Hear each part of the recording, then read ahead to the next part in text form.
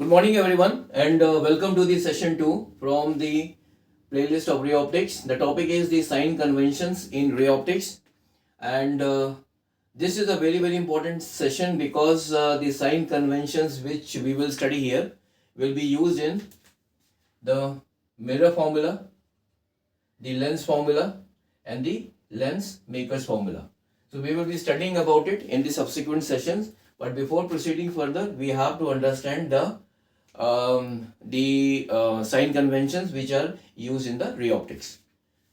So with reference to this topic, I have drawn here one simple figure. So in this figure, there is one spherical mirror, and this is the principal axis of the spherical mirror. That is x dash is the principal axis of the spherical mirror. P is the pole of the mirror, or you can say it is the center of the spherical mirror.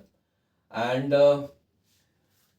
so here, with the help of this example, we will understand how these sign conventions are used in the ray optics. So the height above the principal axis is taken as positive, and the height below the principal axis, or height in the downward direction, will be taken as negative. Downward means the height is below the principal axis. So if the height is below the principal axis, then it is taken as negative, and the height above the principal axis is taken as positive. Now here the direction of the incident light is taken in this direction as indicated by this arrow.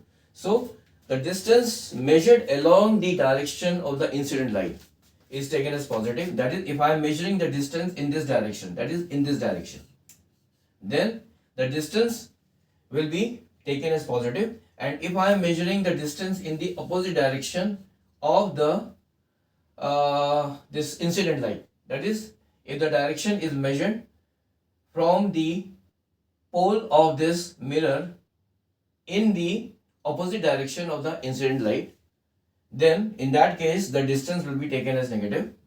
And the third important point is that all the distances are measured from the pole of the mirror or from the optical center of the lens. So these are some of the very important sign conventions which we have to follow while using these mirror formula, or the lens formula, or the lens maker's formula. So we will be now, in the next session, I will be now taking up the topic of reflection from a plane mirror and the spherical mirror. So till then, have a nice day. Bye.